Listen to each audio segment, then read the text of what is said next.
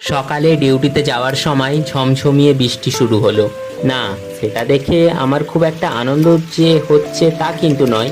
Actually এই প্রচণ্ড বৃষ্টিতে ভিজে ভিজেই যেতে হয়। ছাতা তো ইউজ করি ঠিকই, কিন্তু পা, প্যান্ট, জুতো সব কিছু ভিজে যায়।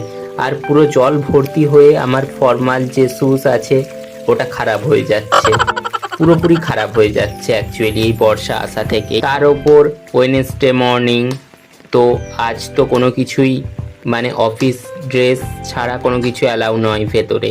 তবে হিমাচলে এসে একটা জিনিস আমার খুব খারাপ লাগে, এখানে রাস্তা দিয়ে প্রচণ্ড স্পিডে গাড়িগুলো যায়। আর দেখতে পাচ্ছ বৃষ্টির জল কিভাবে রাস্তায় জমেছিল, কিন্তু পাশ দিয়ে যখন সাধারণ মানুষরা যায় ওই গাড়িগুলো তাদের স্পিড কখনোই কমায় না, আর ওই জলের ওপর দিয়ে যায়, চারিদিকে জলের ছিটে পড়ে, এই আর কি।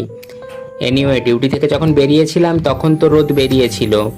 না না, তখন মেঘলা হয়নি, তখন রোদ ছিল ভালোই, বিকেলের পড়ন্ত রোদ। আর বিকেলের এই পড়ন্ত রোদে মারকান্ডা দিয়ে জলের প্রচণ্ড স্রোত, বৃষ্টির জলের স্রোত আমার দেখতে বেশ ভালোই লাগে।